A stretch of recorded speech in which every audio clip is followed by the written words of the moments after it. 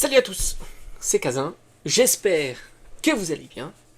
Et aujourd'hui, on va parler de quoi? Alors, contrairement à ce qu'il y a ici, enfin, contrairement, entre guillemets évidemment, on va parler de la série, pas Destinée de Paldea, on verra ça peut-être dans les prochains jours, j'aimerais faire un petit bilan avec vous de Paldea, mais pour l'heure, on va s'attaquer à Shiny Treasure X, bon, bah, l'équivalent de Destiny de Paldea, mais en version japonais, parce que je trouve que c'est assez intéressant de faire un bilan sur cette série, qui est sortie maintenant depuis quelques mois, puisqu'elle est sortie pendant la période de décembre.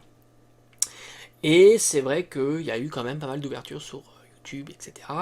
Et je me souviens, les displays n'ont fait que de se casser la figure. Et c'est l'objectif ici, c'est de voir un petit peu à combien où on en est sur cette série-là. Et c'est pas courant hein, d'une série .5 japonaise se casser la figure. Faut pas sous-estimer ça. Moi, j'ai pas beaucoup d'items japonais dans ma collection en CD. J'ai de mémoire un coffret de l'équivalent de, je crois que c'était Eevee Heroes. Un petit coffret comme ça où tu as un booster surprise avec une carte promo aléatoire. Je crois qu'il y a, je sais plus, 6-8 boosters dedans. Et j'ai aussi une display de 10 boosters, parce qu'il faut savoir que les displays de la série .5, c'est 10 boosters de destinée radieuse. Voilà. Et c'est vrai que j'avais acheté cette display là 100 € à l'époque. Au Japon, hein, j'avais fait venir, etc. Donc il y avait des frais de port, mais en même temps j'avais fait une commande un peu conséquente, ce qui fait que bah, tu amortis. Et j'avais pas eu de frais de douane sur ce coup-là. Voilà, c'est aléatoire, les frais de douane, de temps en temps, tu passes à côté, et puis voilà. Hein. Mais là, c'est pas la même histoire. Alors c'est vrai que le marché japonais, c'est pas un marché que je maîtrise énormément, même si j'achète de temps en temps des cartes japonaises, surtout sur des séries qui ne sont jamais sorties chez nous. Hein.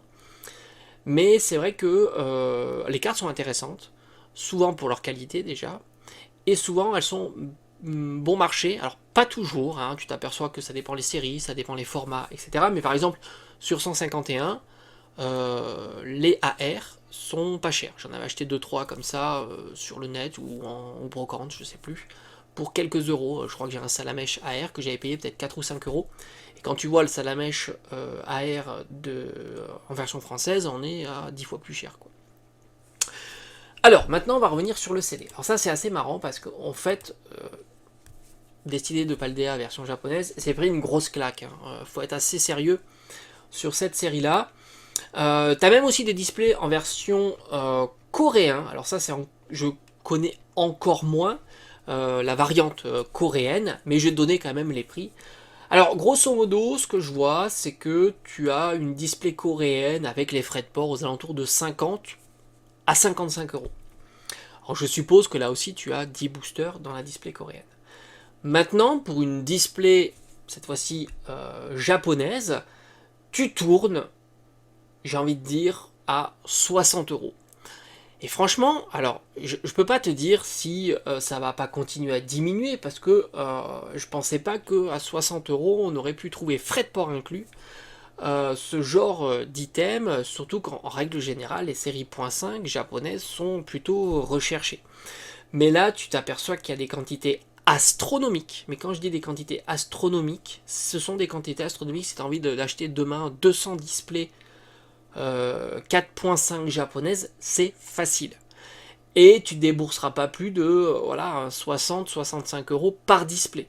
Tu peux même certainement t'arranger avec le vendeur en disant ben moi j'ai envie d'acheter tes 100 displays que tu as en stock, à mon avis il serait bien capable pour se débarrasser et pas imaginer de devoir les brader encore plus, te faire un petit prix sur l'intégralité de ces displays. Donc le moral du truc c'est que tu t'aperçois que l'époque a complètement changé. Moi, je me souviens à l'époque, quand j'avais fait la vidéo au début d'année, je crois, sur cette série-là, je pense qu'on était aux alentours de 70-80 €, certainement comme ça, et on était à 7-8 € du booster. Ce qui était déjà plutôt intéressant. Et là, tu as attendu peut-être un mois, 2 mois de plus, et tu es à 6 € du booster.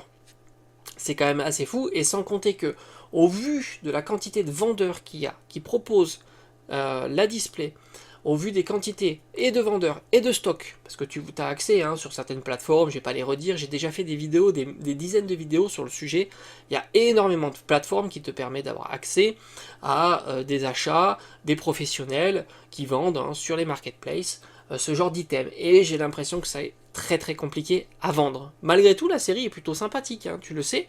En version japonaise, tu as en plus la possibilité d'avoir un God Pack, ce qui n'est pour l'instant, enfin en tous les cas, je l'ai jamais vu en version française. Allez savoir. Mais je pense qu'il n'y en a pas, étant donné que beaucoup de boosters ont été ouverts en version française, et j'ai jamais entendu parler de God Pack.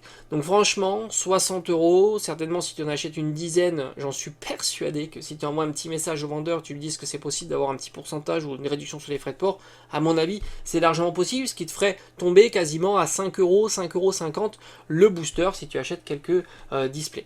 Franchement, j'aurais plus de place, je me laisserais bien tenter d'avoir une petite display de cette série-là à 60 euros, mais là encore une fois, attention, je parle de collection, c'est pas un conseil d'investissement. Je sais que beaucoup me suivent peut-être aussi pour l'investissement, mais je ne parle pas d'investissement.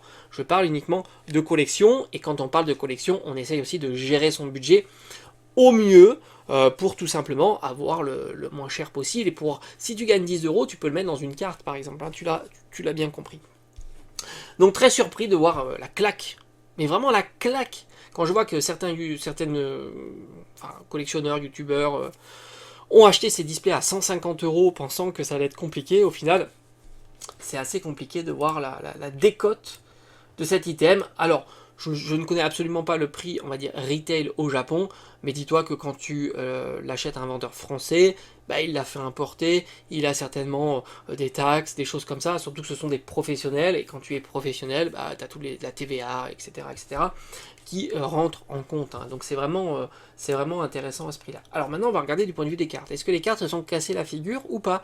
Et c'est ça qui est assez intéressant, parce que tu t'aperçois que, et d'ailleurs on pourrait le comparer avec des versions françaises, là aussi, de voir si les cartes sont moins chères que les versions françaises, plus chères que les versions françaises, alors que le scellé est vraiment ultra bon marché. Alors, on va regarder évidemment la carte la plus chère. Je dis pas rare, parce que c'est vrai qu'on a tendance à confondre rare et cher. Au final, une SAR est une SAR, je pense pas qu'ils font de différence sur les SAR, et là j'ai envie de dire plus cher. Alors, pour le Dracofeu Terra cristallisé SAR japonais, il tourne aux alentours de, j'ai envie de dire 200 euros. Voilà, ça a l'air d'être son prix du moment. Ce qui est un prix plutôt dans la même tendance que chez nous. Alors, j'ai pas été vérifié à l'heure actuelle, mais la série est plus jeune, et à tous les coups, on sera dans ces prix-là. Donc là, on a une corrélation entre la version française et la version japonaise. Alors, on va faire les 3 SAR Pokémon. Rappelle-toi que le Mew était plutôt très cher en version française.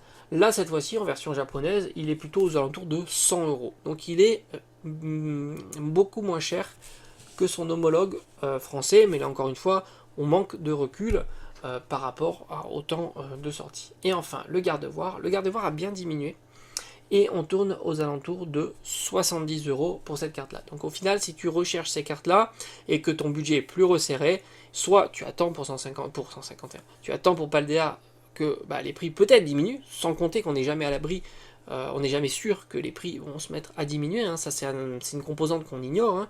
En règle générale, il est plus prudent d'attendre, et les prix ont tendance à diminuer, mais c'est pas une obligation. Mais sinon, si ton budget est plus resserré, tu souhaites avoir ces cartes, il faut mieux aller acheter des cartes japonaises, elles sont globalement toutes moins chères. Ça risque de ne pas être le même cas pour les SAR, et tu sais qu'en règle générale, les cartes dresseuses sont plus chères en version japonaise. Donc on va aller tout naturellement voir, on va dire, les cartes qui ont un potentiel plus accru.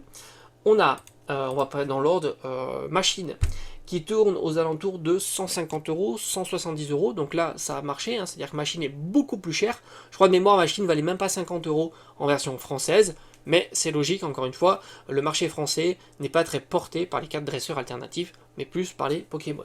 Voilà. C'est plutôt fidèle à notre marché propre, et non pas au marché international que peut avoir les cartes japonaises. Maintenant, si on regarde Pagna est aux alentours de 40 euros. Là, encore une fois, Pagna est, je crois de mémoire, moins cher chez nous, et à tous les coups.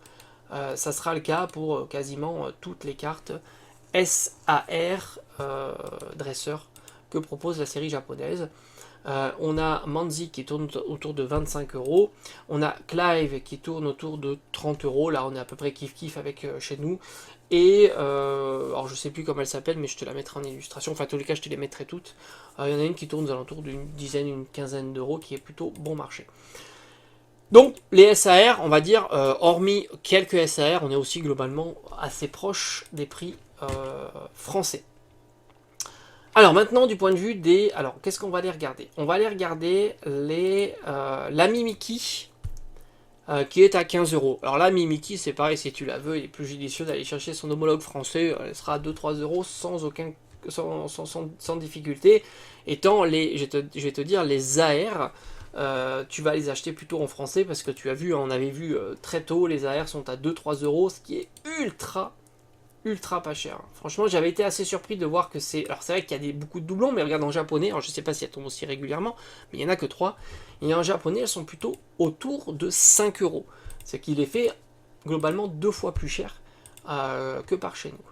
Maintenant, on va regarder les gold, les fameuses gold. Alors je vais pas toutes les regarder, je vais peut-être mettre toutes les illustrations. Grosso modo, on est aux alentours de 15 à 20 euros pour une carte gold de la série. Donc là, je pense qu'on est un petit peu plus cher nous, mais le temps fera son effet sur les formats de cartes moins populaires, comme les cartes gold. Du point de vue des full art shiny, rappelle-toi, en règle générale, les full art shiny sont pas très populaires. Alors, il y a une particularité, tout comme le Mimikyu, ils ont le Dracofeu Terra cristallisé que nous avons dans la Pokébox.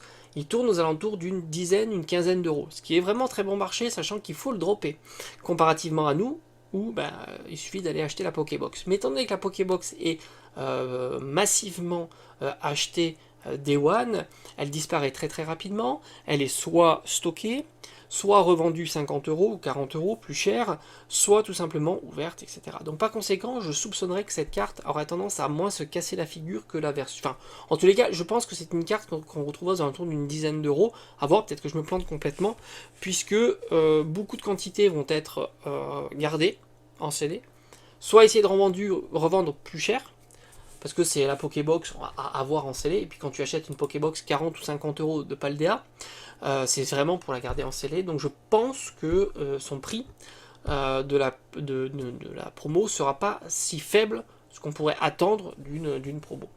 La Mew en version japonaise est aux alentours de une dizaine d'euros, et après à tous les coups tu auras toutes les cartes shiny, full art, peu intéressantes, qui vont se casser la figure. On va aller maintenant voir le fameux El Famoso Pikachu, qui est, tu l'as compris, la petite shiny la plus chère de la série, et là on tourne à 45 euros. Alors rappelle-toi l'époque où elle était à plus de 100 ou 150 euros, où certains hurlaient quand ils l'avaient en disant mon dieu, cette carte là vaut 150 euros, mais on le sait, on est habitué, ces cartes là ont tendance à se casser la figure.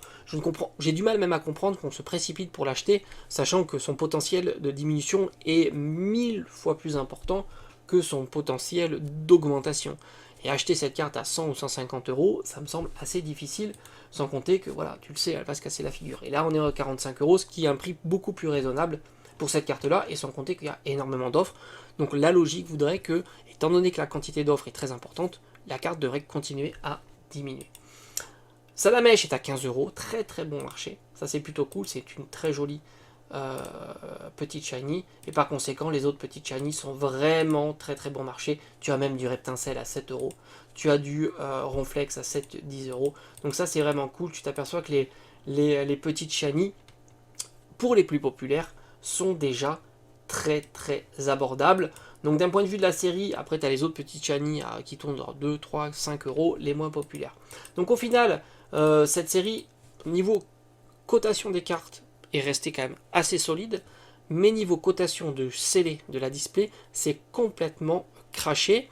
Alors, j'aurais tendance à dire, tant que la quantité de display est importante, on pourrait imaginer voir des baisses de prix, parce que les vendeurs en ont beaucoup, et ils ont du mal certainement à s'en débarrasser. Donc par conséquent, toi si tu recherches une display de cette série là, je pense que tu peux, alors surtout si imagine-toi tu veux dire bah moi dans ma collection j'ai envie d'en avoir une dizaine, parce que bah, peut-être que j'aimerais bien ouvrir des boosters plus tard, ou des choses comme ça, je pense que tu peux facilement aller négocier ce genre d'item, sachant que bah, voilà, il y a des vendeurs qui proposent une centaine, une 150, peut-être même 200 displays, ce qui est assez colossal hein, quand même.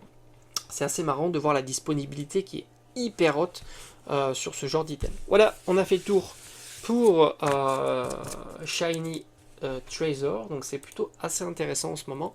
Mais en ce moment, Pokémon est très intéressant parce que, alors hormis certains items, le bundle fera partie de ces items-là. La Pokébox, évidemment, avec le Dracofeu, fait partie de ces items-là qui sont pris d'assaut. Mais sinon, c'est quand même très satisfaisant. Hein, tu trouves régulièrement des items. Les quantités sont présentes, c'est plutôt sympa. Allez, j'espère que ça t'a plu et on se dit à très vite sur la chaîne.